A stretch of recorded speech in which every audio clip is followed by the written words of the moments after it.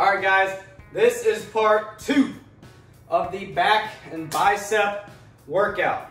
This part of the workout, I'm gonna break down each and every exercise for you. Clear up a few things. So many Americans, it's like 70 to 80% of Americans struggle with low back pain, various pains like that, tension headaches because their traps are very tight, neck's very tight, upper back is very tight. They go through back injuries, like deadlifts, our first exercise that we're gonna hit. Deadlifts can be one of the worst exercises for you, but they can be one of the best exercises for you as well. The only time that they're a bad exercise for you is when you're doing it wrong. Or if you already have an injury, maybe we should avoid it for a little bit.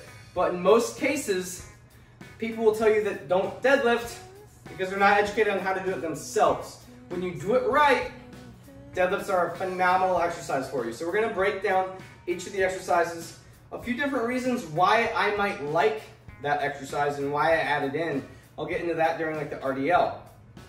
But this video is gonna go more into the nitty gritty of the actual exercises in the workout itself, instead so much as it being a workout like it was in part 1. So let me know what you guys think, but here we go. All right, on our first exercise, the deadlift, here's what we want to focus on.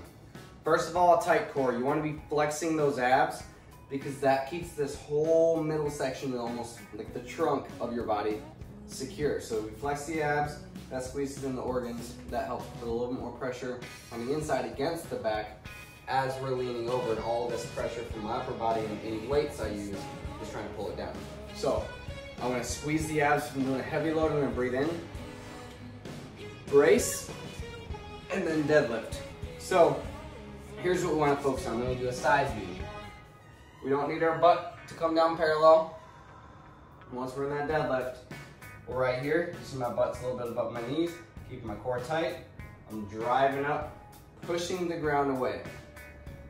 Right here, driving up, pushing the ground away. Straighten that body out, just like that. It's gonna do the same once you have the barbell. The barbell, you're just gonna not drag it along your legs, but you're gonna keep it as close to your legs as possible. So as we come up, the bar is actually coming back in closer to our body again. So we wanna position our weight between 3 points on our feet. We usually hear the heels of our feet. It's a little beginner tactic to learn to keep the weight back. And then we're gonna position the weight between our heel, right behind our pinky toe, right behind our big toe, almost as if our foot's a tripod, pushing up away from that. You have the main parts of the deadlift, that bottom, just getting the bar moving, getting the weights moving, the midsection, getting it past those knees, and then the upper part, which is almost like, now we just gotta do a hip thrust to get it all the way up. Hope that helps, and then I'm gonna start going into the other exercises. Next exercise, I'm gonna start by demonstrating without the dumbbells, and then I'll add those in. But the bent over, dumbbell row, barbell row, whatever you use, the mechanics are gonna be the same. It's just the modality that you're using is gonna change. So we're gonna be bent over. We don't wanna be way up here. We're gonna have a tendency to get real tricep heavy. And if you notice, as I shrug up, my shoulders are going up too because I'm so straight up and down. You wanna keep the back straight. So I wanna keep those abs flexed. And I wanna drive with my elbows. You're pulling with your elbows up to the sky. Imagine that from your elbow down to the weight, whatever weight you're using, is just a rope just hanging there. So we don't wanna come in right here, do one of these numbers. We wanna keep those wrists straight below the elbows and then squeeze your shoulder blades together. All right, and the last part for any row really is gonna be squeezing in how to engage the back. So I'm gonna do this just on my knees on the mat, just showing you my back. But imagine that I'm bent over in that row. So what we're gonna do here, drive the elbows back, and you're almost gonna act like you're trying to squeeze those shoulder blades together. So it's squeezing those shoulder blades together. And if you notice, my shoulders stay down. I don't want my shoulders to shrug up right here.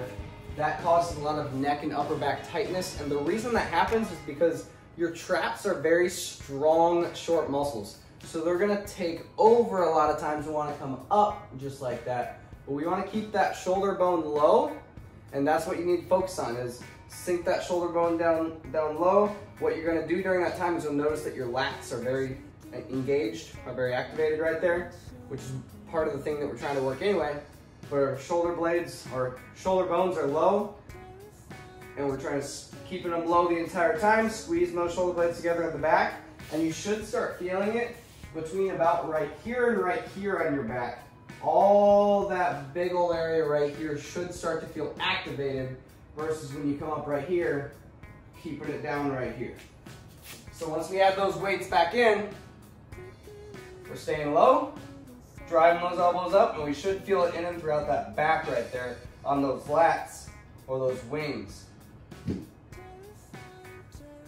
Exercise number 3, our RDL. It stands for Romanian Deadlift.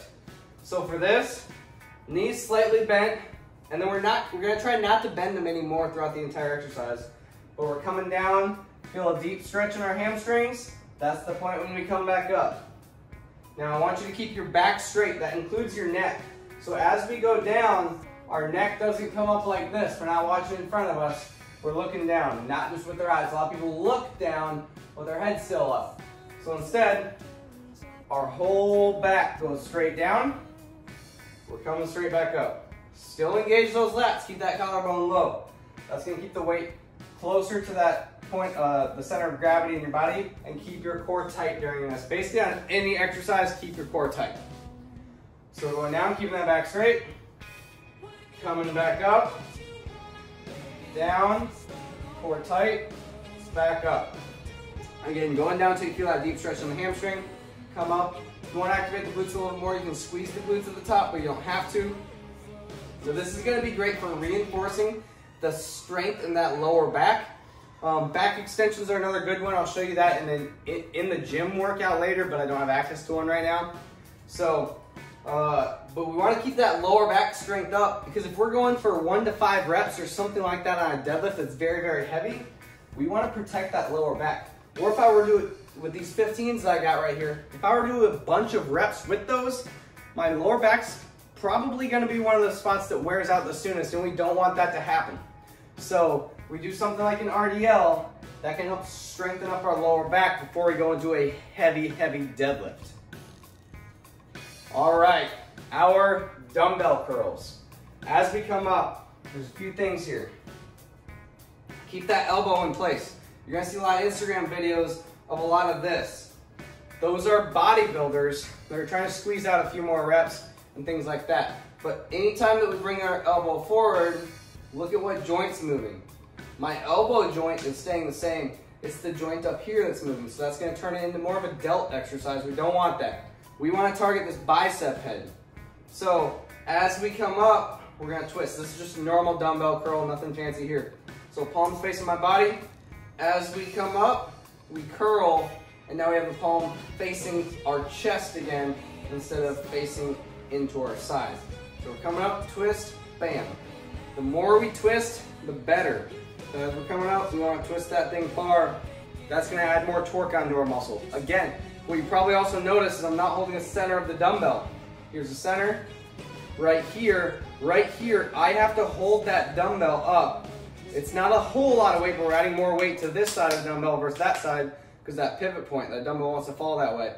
Right here, I'm not having to use any torque. So right here, that's just gonna get a little bit out of it. And if you think that's not very much, think about over the course of a year. Over the course of the year, that's thousands and thousands of reps that we're getting in. And we're getting in that 0.5% more each and every time that we're hitting that. So again, recap, keep that elbow in place. However high that dumbbell comes up, and the bigger pump that you have, the lower that's going to be. But the higher that you come up, right there, keeping that elbow in place. I like to say keep that elbow in the seam of your shirt. And then twist that dumbbell as we come up. And have your thumb against that side of the dumbbell, pinky side away from the edge of the dumbbell. All right, our last exercise, the concentration curl. A lot of people do this wrong, so we're going to clear up a few things on it. I'm not seated, as you can tell. But right here, I'm going to place, if I bend my arm so it's easier to see, I'm not going to place my tip of my elbow. That skin is very easy to move around. I'm going to place this skin right here, right above the elbow against my leg. So as I come down, keep my back straight. Again, thumb towards the edge of the dumbbell. I'm gonna put this part of my arm against the dumbbell, not the tip of my joint. That's gonna prevent, if I have my elbow right there, see how much wiggling that I can have during that curl versus right above that elbow joint. Now I can get in a really, really good squeeze. I'm coming down, I'm gonna straighten out my arm, flex the tricep right there. That's gonna allow more blood flow into the bicep and allow a little better pump because we're getting more nutrients into there, all right? Keep that shoulder in place. I don't wanna see any swinging. Shoulder in place.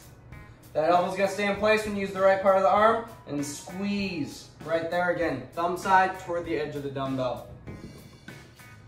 Woo, just demonstrating those workouts. I'm still a little bit tired from that. But let me know in the comments what you guys think, what you wanna see next. If there's a specific exercise or muscle group that you wanna see broken down.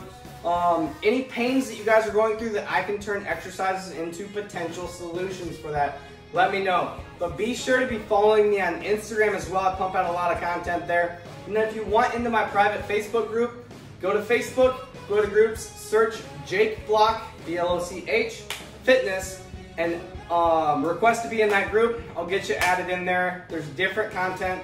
I put in mostly people who want to be my clients in there. But it is open to everybody. You don't have to be a client for that. You don't have to be a seeking client for that. But I put out some different knowledge and tips and videos that go live in there quite frequently, whereas I don't go live on YouTube or on Instagram quite as frequently. So I do a lot of different content in each of those different platforms. But let me know what you think of this video. Let me know if it helped. If it did help you, I do this for free. There's no ads on it. So please ask that if this did help you, share it with a friend, but hit like, hit subscribe. And that's how I consider, you know, kind of paying it forward, as we need to do a little bit more often in today's world, paying it forward. So, yep, share this with a friend if you did get help out of it, or if you have a friend that this info could help, even if it didn't help you. All right, guys, see you soon.